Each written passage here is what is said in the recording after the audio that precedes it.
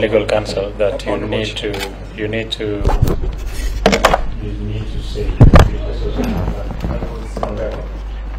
Honorable Chair, I was going to request, considering the sensitivity of the office that I'm going to hold, that I give this to the committee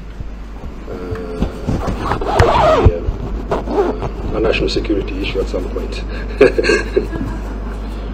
Well, then, honorable colleagues, because I've seen many of you have so many questions to ask, I will allow each member to ask one question. If you can note them, Mr. Noordin, I will be taking 3 questions. Just 1 second, honorable Kwenya.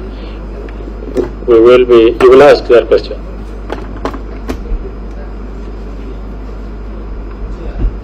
I've had the nominees say that the office that I'm going to hold is as if we're done with our business and therefore we should just close shop and go. Sorry, maybe it is just an oversight. If you allow me to please, I apologize if that's how it came out. I will start with confirmed. Thank you. So, Mr. Noordin, please we'll be taking 3 questions in set of 3. We will take the 3 questions and then you can respond to the 3, then we'll take another set of 3 questions. I will start with Honorable Yusuf, Honorable Martha Ongara, and Honorable Mamusi.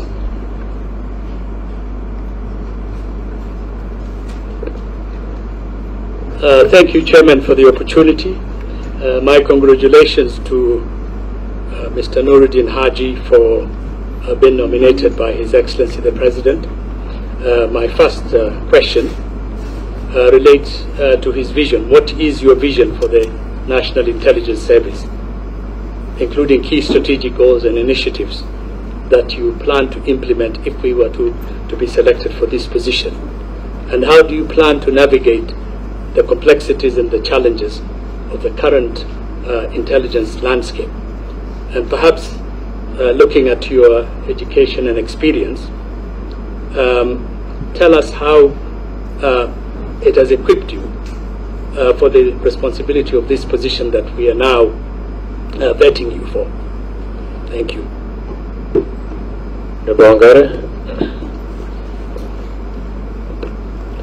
Thank you, Chair. And I know, because I know every member has something to ask, I will be very quick. Number 1, on your role as the ODPP, and I know you have given some folder with the high-profile cases, and you are on record coming very strongly to say that a case is sealed and you have enough material to prosecute, only to drop it later and cite insufficient evidence. Secondly, you're on record castigating the DCI, and I've read some of it here, in terms of provision of enough material for prosecution or to the end of the cases. And my question is, that ping-pong between the ODPP and the DCI saw us lose very many high-profile cases, especially for the PEPs, or what we call the politically exposed persons. So what would you take?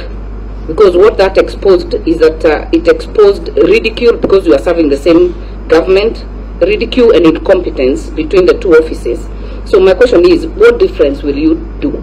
And if you have admitted to have been influenced or interfered with, what will you do differently if you get to the NIS? And I said because the prosecution used to be under the AG, where you also served before the 2010 Constitution, and the idea of ODPP was to get the independence and integrity for prosecution. So I'll be very keen to know what would you do differently. Finally, you have you had worked with the NIS before, and all the way to the level of Assistant Director Counter Organized Crime with NIS. What would you say was your biggest achievement? And my issue here, I'm targeting an issue of intelligence gathering, but more importantly, the issue of proliferation of arms, small arms, specifically the area of the northern Kenya, Marsabit, the Kerio Valley. What have you done so far to ensure this is dealt with?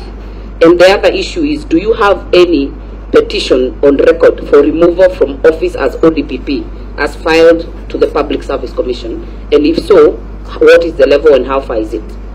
Honorable Mose. Thank you, Chair. Mr. Noordin, let me also congratulate you for your nomination by the President.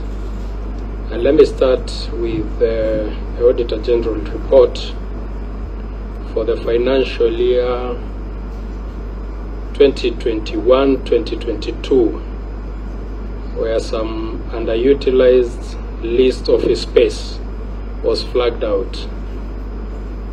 This was a building on Mombasa Road that was raised as an issue. Oh, sorry, in Mombasa, where we lost some money.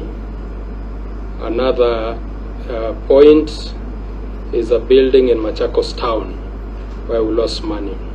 Second, the National Intelligence Service is no longer keen on local intelligence. And a case on point here is the Shakahola issue. What will you do differently to make sure that government is not caught flat-footed, as it has on several occasions? On the issue of withdrawal of cases, Kenyans are very interested to know, and also as representatives of the people, we are also very interested to know, are you bold enough to advise the executive when they are making wrong decisions or against intelligence report?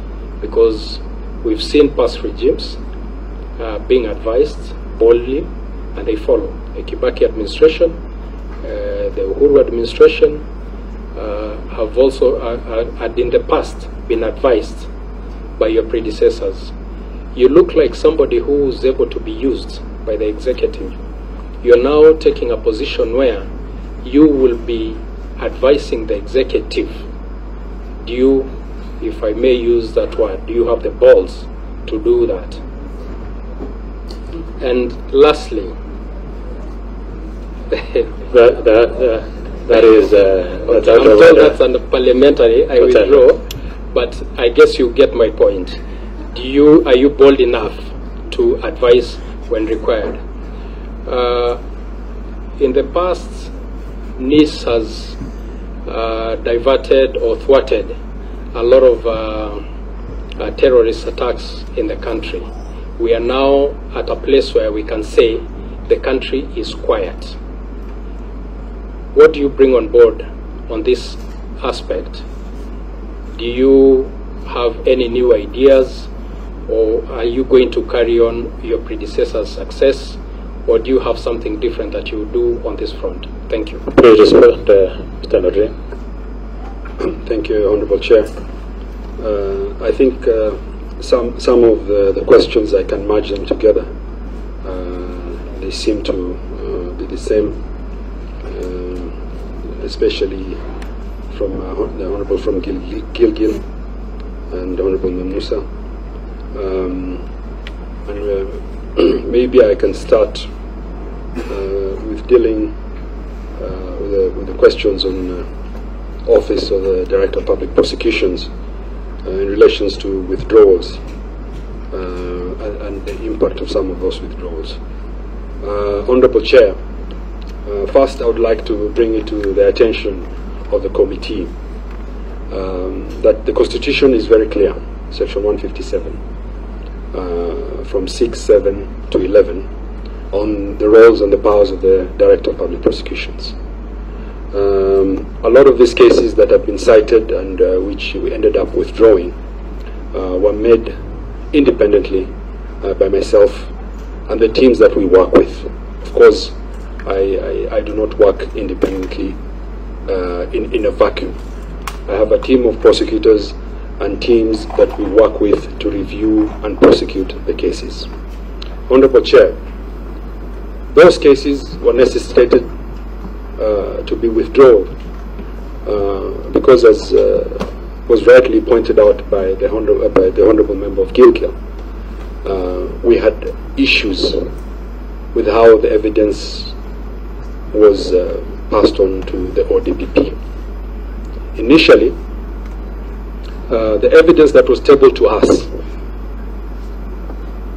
showed that we had sufficient evidence in most of those cases to prosecute. In some of the cases, the investigating officers themselves submitted affidavits to say that they produced evidence that was not complete, that some of the evidence were actually tampered with and some were even forged.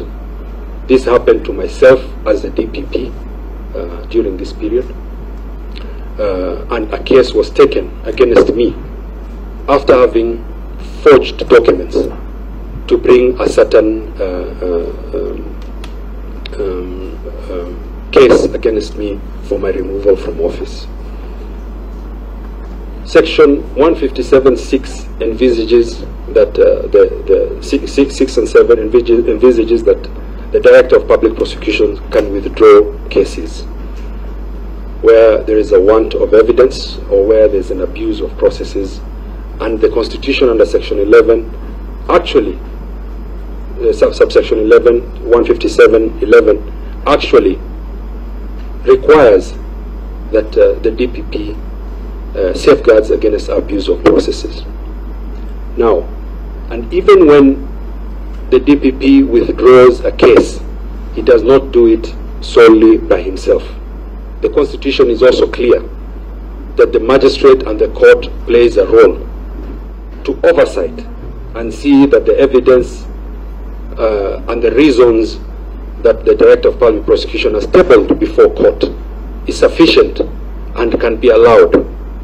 Therefore, eventually, it is the court that decides whether the Director of Public Prosecution can withdraw that case or not. And there are certain instances where the courts have refused, and we've had to go back to the drawing board and continue prosecuting. So it is not a decision that I make solely by myself. It's a decision that involves other institutions that oversight that power that has been given to the Director of Public Prosecutions. Honorable Chair, there have been quite a number of petitions against me, over 20, and all of them have been withdrawn as we speak, all of them. And all of them were castigated or were orchestrated against me for my removal during that time, basically because I was able to say no, and I was able to be firm that the decision to charge rests with the Director of Public Prosecution and not anybody else, and that the Constitution is very clear that those powers are vested to or on the Director of Public Prosecutions. And really, if I was to succumb to the pressures and the coercion that was there, perceived or not,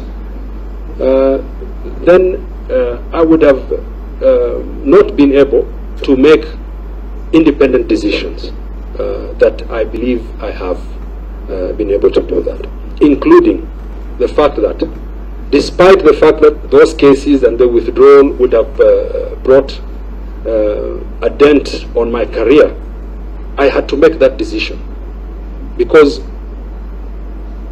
that was in furtherance of the rule of law, and I had to safeguard against miscarriage of justice. And it doesn't matter who that person is, whether it's a person of interest, whether it is a senior citizen in the country or not. And that is a decision that I made, and I do not regret making it. Honorable Chair, on the issue of whether I have, yeah, it's unparliamentary, I can assure you that I do. And if I didn't, I think some of these cases will still be in court, and I would be involved in miscarriage of justice. I think even after having been threatened severally through 20 different cases over the last 3 years for my removal, I was firm enough to continue holding the office and making independent decisions. And I don't want to come here and lament and complain about colleagues that I've worked with.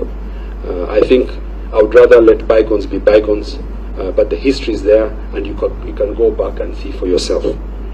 Honorable Chair, on the issue of the Auditor General report and the underutilization of office space, this came about because of the COVID period.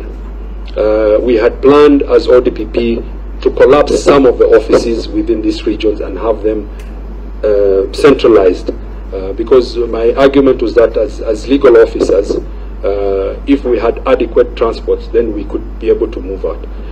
In the process of that, we had started acquiring offices that were big enough to allow for accommodation.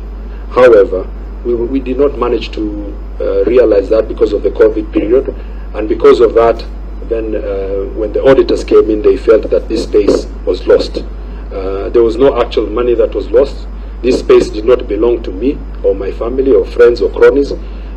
These were offices that were properly acquired, and I apologize if we had lost the money, but it is a decision that we had made. But because of the COVID pandemic that came in, there were certain issues that we could not, I mean, it was beyond us. And for that, we have and we'll take corrective measures. I go back to the first question by Honorable Yusuf Hassan on key strategic goals and the vision that we have. Honorable Chair and members of the committee, my vision for NIS is to advance its capabilities and the capabilities of the organization to provide timely, relevant and actionable intelligence by building a skilled and capable workforce that is adaptable, resilient, innovative, and able to address the ever-evolving threats that we face. And the question is, how will I do that? And I've come up with a strategic plan that I hope, or that I envision, if given the opportunity by you and if I'm affirmed by the committee and Parliament. And it is centered on people, systems, and processes. And I envisage refocusing the National Intelligence Service on looking at threats. The threats that we face today as Kenya transcends two different timelines. We have a part of this country that lives in the 21st century. And here technology can be leveraged upon in collecting intelligence and securing our national security interests. But we also live in a country, and part of the countries, especially in the northern part, whether it is northeastern, whether it's Turkana, Samburu, West Pokot, where we are still trapped in the early 20th and 19th century, where there is no infrastructure, where the threats are different, and where you cannot really say the areas are at par with the rest of Kenya. And because of that, I think we need to refocus how intelligence is collected in the NIS. And with this, I envisage a human at the core. What do I mean by human? I mean by collection of intelligence that focuses on human intelligence, and not collection of intelligence that solely depends on technology. Because in essence, if we're over-dependent on technology, we are not going to be able to address the various threats that we face as a country. Honorable Chair, there are certain things that I might, because I've just realized I'm still on camera, that I may not be able to expound, and I don't know how you can help me with that, whether I should proceed or... At this point, should it say that if there is something sensitive that you will want to expound, that you probably can leave it until later when all the members have asked the questions, and you can address it towards the tail end of your... Okay. So as I said, and I will not expound too much what I mean by human at the core, but human intelligence is collecting intelligence directly, face-to-face, through sources, agents, and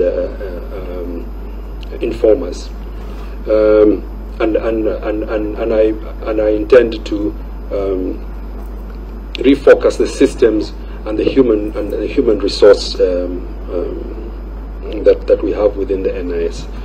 In addition, the processes, we have to recognize that we live in a global world, and because of that we are also dependent on technology and other systems that leverage and give the NIS and our national security an advantage or leaps in being able to safeguard our security. Honorable Chair, on that, I intend to configure the National Intelligence Service for it to become fit for purpose. I think on that and the strategic view that I have, maybe you will allow me to also do it in camera so that I can expound on some of these issues. Honorable Chair, there was a question from Honorable Mimosa on Shakahola. Mimosi, sorry, Honorable Mimosi. Everyone struggles with that name. I think we will have to force you to change your name. Maybe I can say member of Kajiado Central. Yeah. On the issue of Shakahola. And I think there is a misconception. If I'm not wrong, NIS did give timely intelligence that initially was actioned upon. And even as ODPP, we were able to prosecute some of these individuals, especially Mackenzie. However, when we went to court, he was given bail. Probably the argument is this bail that was given was not adequate to safeguard from the atrocities that he has committed. It is not correct to say that NIS did not play its role. Probably the rest of us within the criminal justice system might have to review how to action intelligence. And this is one of the view and one of the visions that I have, that as NIS we will be able to assist the criminal justice system to convert intelligence into evidence. Because I think the intelligence that is there cannot be used in court. However, it has to be converted so that it can be actioned as evidence. On the Shakahola, Honorable Chair, I think there will have to be a paradigm shift for us as a country. For a long time, I think extremism and violence extremism was viewed from a certain prism, because terrorism has traditionally been viewed, especially in Africa, as a problem that has been brought about by Islamic extremism. I think with the Shakahola incidents, we can see that as NIS, under the government, whole of government, we will have to cast our net much wider to cover extremism that can come from either the Christian faith or Hinduism. In India, for example, we have Hindu extremism, and those have to be dealt with. I think the paradigm shift that has to come is that extremism can come from anybody, whether they be Muslims, Christians, or Hindus. And the posture would be that we will have to deal with them as such that they can be potential threats. There are adequate mechanisms in place. I think NIS, NCTC, and other, NCTC stands for National Counterterrorism Center, and other security organs have adequate programs in place. We have what you call the CVE programs, that is countering violent extremism, and we only need to apply that across board. Since the infrastructure exists, I think the only paradigm shift that we need to do is now focus on all religions and understand that they have potential of becoming extremists and committing crimes that are beyond. If you look at Shakahola, I think we are going to over 300 bodies, and we have still not finished. The sum of it is that it is at par with some of those organized terrorism attacks that we've had. So it is a problem, and it is a problem that I, if given the opportunity by this House, will deal with firmly and effectively. Thank you, Honorable Chair. We'll take another three from Honorable Kwenya, Honorable Kalabamisi, and Honorable Krima. Thank you, Chair. And I also want to join my colleagues in congratulating Noordin Haji on his nomination by the President to head this very important department of National Intelligence Service. And I must say that I am one person who is well pleased with your family history, and especially your father, to start from there, being a civil servant. He served at one time in our county, then district, when you were a young man. I was an old man then. And looking at your history and your trajectory, seems like we would be right to say in your father's footsteps. Sky may be the limit if this committee is going to approve you. But your stint in ODPP, Office of the Director of Public Prosecution, something caught my eye. You are the accounting officer, right? Now, and some question has been, it's just been raised here on the issue of some audit query. What if, I don't know whether you thought about this as a leader would want to be very transparent within your tenure as a DPP. What if at one point the report of the Auditor General qualifies their report and an investigation is carried out by the relevant authorities, and then recommend for prosecution to be carried out? How successful would that be? Haven't you felt like you were conflicted to some extent? Because honestly, having a case against your office, who would prosecute? And this has brought some soft adabel in terms of the office of ODPP and accountability, and to the extent that if someone is found culpable, and especially your office where you are the accounting officer, what would we happen? Have you as a good leader given any recommendation as to how we'd get ourselves or get ODPP out of that quagmire whereby the accounting officer is the prosecutor? Otherwise, I must say everything else, I am satisfied with the questions that you've answered. But on this one, I would want to hear, because you get into an office with a bigger budget, and honestly, you must give yourself into that level of audit and accountability. Thank you, Chair. Honorable Messi. Yeah.